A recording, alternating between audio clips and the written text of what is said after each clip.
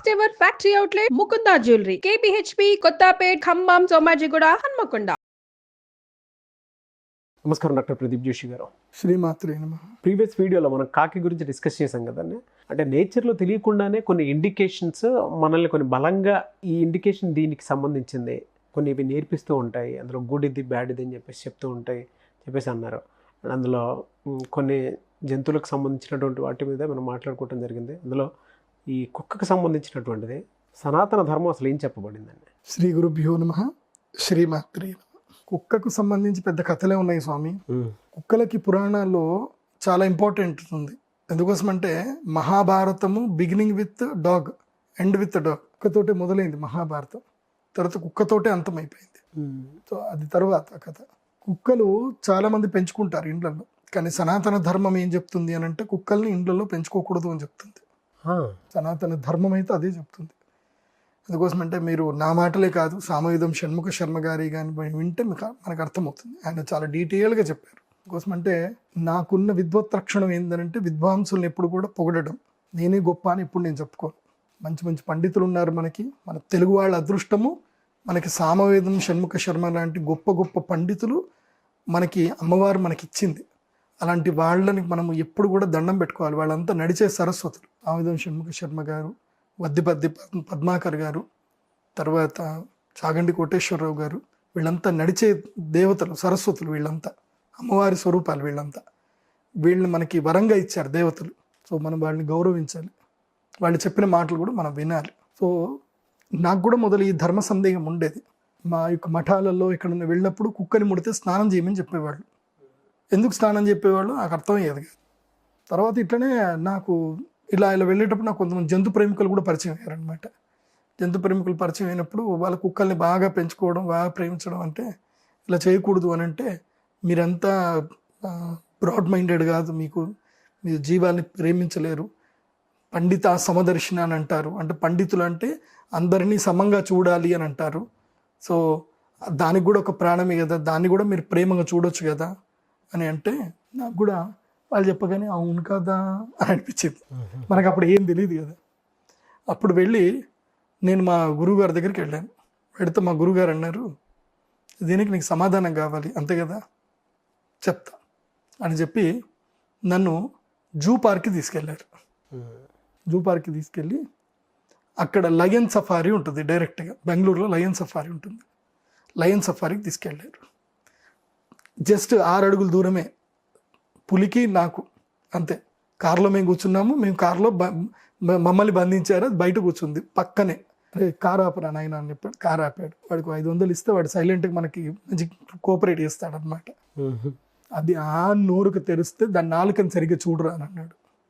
నాలుక సరిగ్గా చూస్తే పులి నాలుక చారలుగా ఉందన్నమాట. దాని కూరలు చూడరా అని అన్నాడు. ఎలా ఉన్నాయిరా అని అంటే కూరలు ఉంటాయి. పులికి మనలాగా పళ్ళు ఉండవు, ఎలాంటి కూరలు పళ్ళు ఉంటాయి పులికి. దాని నాలుక, దాని పళ్ళు చూసావని అన్నాడు. చూశాను. సరే, పులి ఎలా నీళ్లు తాగుతుంది అబ్జర్వ్ అన్నాడు. పులి ఎలా నీళ్లు తాగుతుందంటే నాలుకతోటి నీళ్లు తాగుతూ ఉంది. ఆ తర్వాత ముందుకెళ్ళిన తర్వాత జింకను చూపించారు. జింక పళ్ళు చూడరా అని అన్నారు. జింక పళ్ళు ఎలా ఉన్నాయనంటే మన పళ్ళలాగా స్క్వేర్గా ఉంటాయి అన్నమాట, కూరలు ఉండవు వాటికి. తర్వాత అవి నీళ్ళు ఎలా తాగుతున్నాయి చూడరా అన్నారు. అవి నీళ్లు నాలుకతో తాగట్లేదు, నోరు తగిలిచ్చి నీళ్లు తాగుతున్నాయి. ఇప్పుడు కుక్కను చూడు అని చెప్పేసి అన్నారు. వచ్చిన తర్వాత కుక్కను చూసాం. కుక్క పళ్ళు ఎలా ఉన్నాయిరా, షార్ప్గా ఉన్నాయా లేకపోతే అంటే శాకాహారం జంతువులాగా ఉన్నాయా, మాంసాహార జంతువులాగా ఉన్నాయా? ఎస్, మాంసాహార జంతువులాగా. కుక్కకి నీళ్లు తాగిపోయారు, ఎట్లా తాగుతుంది చూడరు. నోటితో తాగుతుందా, నాలుకతో తాగుతుందా? నాలుకతో. సో ఇది క్రూర జంతువు, అది సాధు జంతువు. మనుషులు ఇంట్లో పెంచుకోవాల్సిన జంతువులు మేము కేటగిరైజ్ చేశారు. దేంట్లో యాజ్ఞవల్క్య స్మృతిలో కేటగిరైజ్ చేశారు. మనుషులు ఇంట్లో పెంచుకోవాల్సిన జంతువు ఏంటంటే గోవుని పెంచుకోవాలి. ఇంట్లో తప్పకుండా పెంచుకోవాల్సిన జంతువు గోవు. ఇంకా ఏ జంతువుని ఇంట్లో పెంచుకోవడానికి అర్హత లేదు. పక్షుల్ని కూడా ఇంట్లో పెంచుకోకూడదు.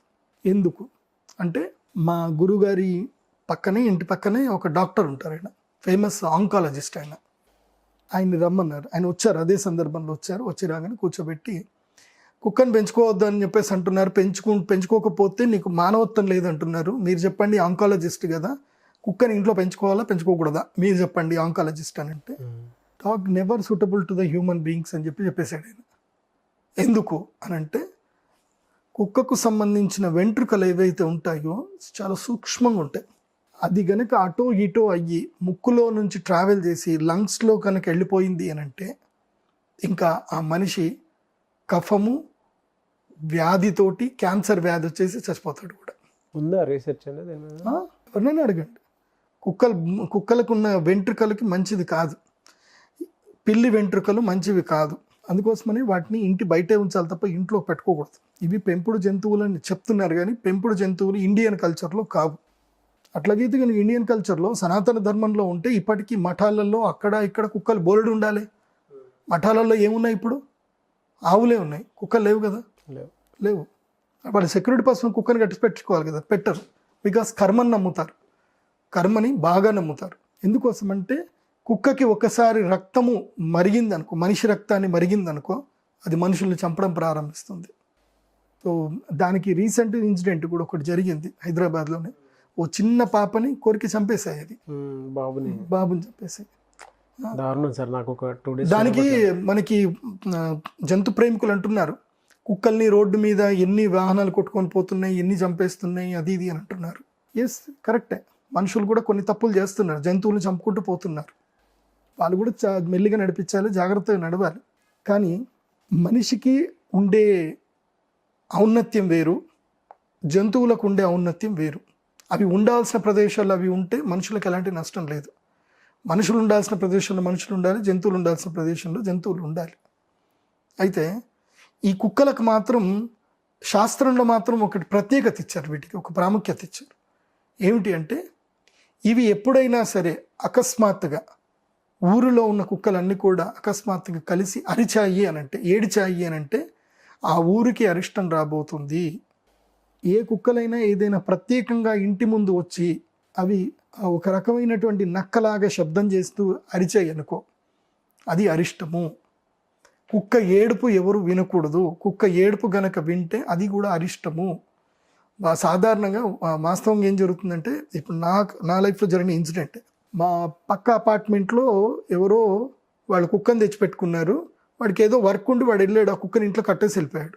అది ఒక 2 గంటలు కామ్గా ఉంది. 2 గంటల తర్వాత దానికి ఏం అర్థం కావట్లేదు ఏం చేయాలో. అది ఏడవడం స్టార్ట్ చేసింది. ఎప్పటి నుంచి? పొద్దున 10 గంటల నుంచి రాత్రి 10 గంటల దాకా అది ఏడుస్తూనే ఉంది, అరుస్తూనే ఉంది. ఇంటి పక్కన ఉన్న వాళ్ళకి, అటు అపార్ట్మెంట్ వాళ్ళకి, ఇటు అపార్ట్మెంట్ వాళ్ళందరికీ కూడా ఒక రకమైనటువంటి యాంగ్జైటీ వచ్చేసింది అందరికి కూడా.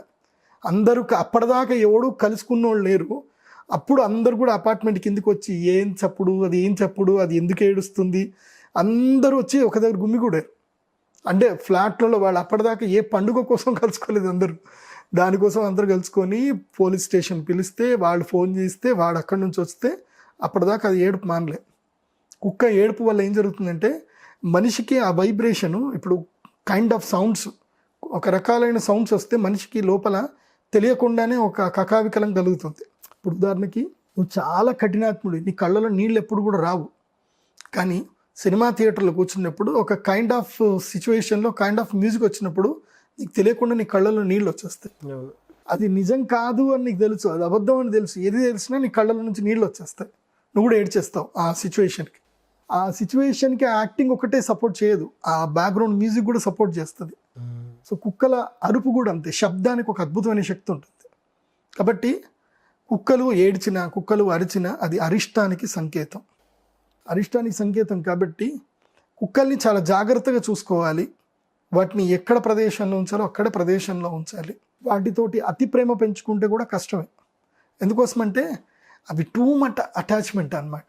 ఓకే, ఇంట్లో మనం లేకపోతే అవి ఏడ్చేస్తాయి, అన్నం తినవు, భయంకరమైన అటాచ్మెంట్ ఉంటుంది. తర్వాత నువ్వు బయట నుంచి రాగానే మీద పడిపోయి నాకేసి చేసేసి ఇంకా చాలా ఇచ్చేస్తుంది. కానీ కుక్కలు రాజ్యానికి అద్భుతమైన శక్తి అని కూడా చెప్పేవాళ్ళు. ఎందుకోసమంటే అవి పసిగట్టినంత స్మెల్ ఏవి పసిగట్టవు కుక్కలు. వాటి దగ్గర ఉండే శక్తి ఏంది? గ్రహణ శక్తి. వాటికి పూర్వకాలం దొంగలు పట్టుకోవడానికి కానీ ఇప్పటికి కూడా కానీ కుక్కల్ని చాలా అద్భుతంగా వాడేవాళ్ళు. అంటే ఒక జీవికి ఒక వైవిధ్యత ఉన్నది ఉంటుంది. ఆ వైవిధ్యంగా మాత్రమే ఆ జీవిని మనము పరిగణలోకి తీసుకోవాలి. ప్రతిదీ మన ఇంటి దాకా తెచ్చుకోకూడదు అనేది శాస్త్రం చెప్తుంది. అంటే ఇది ఎక్కడి వరకు వాడాలో అక్కడి వరకే వాడాలి. ఇంటి లోపలికి తెచ్చుకొని ఇంట్లో ప్రతి చోటికి, వంటింట్లోకి, అక్కడికి ఇక్కడికి తెచ్చుకోకూడదు. అది కరెక్ట్ కాదు. కుక్కలు ఉండాలి, ఇంట్లో పెంచుకోవచ్చు, ఇంటి బయట ఉండాలి. చక్కగా వాటికి తిండి పెట్టండి, వాటికి ప్రేమ చేయండి, వాటిని ముద్దు చేయండి, అన్ని చేయండి. కానీ మళ్ళీ చేతులు కడుక్కోండి, మంచిగా చేతులు కడుక్కొని స్నానం చేసి మళ్ళీ మీ రెగ్యులర్ పనిలోకి వెళ్ళండి. కుక్కల్ని ఇది చేసిన తర్వాత ఆ వేళ్ళు ముక్కులో పెట్టుకోవడము ఇవన్నీ చేశారనుకోండి, ఎలర్జీస్ వస్తాయి. ఇప్పటికీ నాకు ఎంతోమంది క్లయింట్స్ ఉన్నారు, ఇలా కుక్కల వల్ల రోగాలు వచ్చిన వాళ్ళు చాలామంది ఉన్నారు. వాళ్ళు పెడియాట్రిషియన్స్ కూడా చెప్తారు, మీరు డాగ్స్కి కిస్ చేయడాలు ఇవన్నీ చేయకండి అని చెప్తారు. అయినా ఇదేదో వెర్రి చేస్తూనే ఉంటారు. కుక్కకి మాత్రం కొన్ని ఫ్యూచర్ సిమ్టమ్స్ అయితే తెలుస్తాయి. ఇంట్లో భూత ప్రేతాలు తిరుగుతున్నా వాటికి అనిపిస్తుంది, అవి అకస్మాత్తుగా అరుస్తాయి. ఇది నా జీవితంలో నేను చూశాను. ఇక్కడనే కర్మన్ ఘాట్ దగ్గర ఒక ఇల్లు ఉండే, ఆ ఇంట్లో కుక్క అబ్నార్మల్గా బిహేవ్ చేస్తూ ఉంటే, లాబర్ డాగ్ చాలా ప్రేమగా ఉంటుండే, ఆల్ ఆఫ్ సడన్గా అబ్నార్మల్గా బిహేవ్ చేయడం చేస్తే వాళ్ళు నన్ను పిలిచారు. పిలిస్తే వెళ్ళి చూస్తే కొన్ని తెలిసాయి, కుక్క అబ్నార్మల్గా బిహేవ్ చేస్తుంది, ఎప్పుడైనా వాటికి సోల్స్ కనిపిస్తాయి వాటికి. అదొకటి.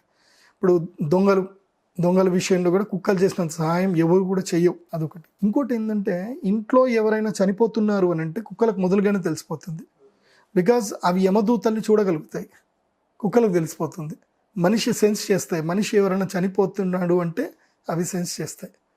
సో ఈ విధంగా మన యొక్క నేచర్లో, ప్రకృతి వైవిధ్యంలో కొంత స్మెల్ చేయగలుగుతాయి. ప్రకృతి వైవిధ్యంగా కుక్కల నుంచి మనం ఇలాంటి శకునాలు మనం నేర్చుకోవచ్చు. కొన్ని అవి స్మెల్ చేయగలుగుతాయి కాబట్టే ఈవెన్ బాంబ్ స్క్వాడ్ అవి జరిగేటప్పుడు ఖచ్చితంగా వాటికి ఆ ప్రయారిటీ ఇస్తారు. మన ఆర్మీలో కూడా ఇప్పుడు dogs one of the part కదా. కాబట్టి నేను మీ అందరికీ చెప్పేది ఏంటంటే, జంతువుల్ని ప్రేమించండి, కుక్కల్ని ప్రేమించండి, వాటికి చక్కగా అన్నం పెట్టండి. వాటి నుంచి వచ్చే ఈ సిమ్టమ్స్ ఏవైతే ఉన్నదో వీటి వల్ల మీ జీవితంలో బాగుపడండి. కానీ మరీ అతి ప్రేమ ఎక్కడా పనికిరాదు, అతి అనేది చెయ్యకండి. కుక్కలకి ఎప్పుడు కూడా మనిషి రక్తం వాసన తెలియకుండా చూడండి. ఇంకొకటి చెప్తాను, జాగ్రత్త గుర్తుపెట్టుకోండి. మెన్స్ట్రువల్ పార్ట్స్ వాసన మాత్రం కుక్కలు చూస్తే మాత్రం ఆ స్త్రీకి మాత్రం అరిష్టం, భయంకరమైన అరిష్టం జరుగుతుంది చెప్తున్నాను. సో మెన్స్ట్రువల్ ప్యాడ్ విషయంలో మాత్రం కుక్కలకి అవి పడకుండా చూడండి. ఇవి కొన్ని రహస్యాలు ఉంటాయి, కొన్ని పూర్తిగా చెప్పకూడదు. కాబట్టి కుక్కలకి మాత్రం మనిషి రక్తం వాసన రాకూడదు.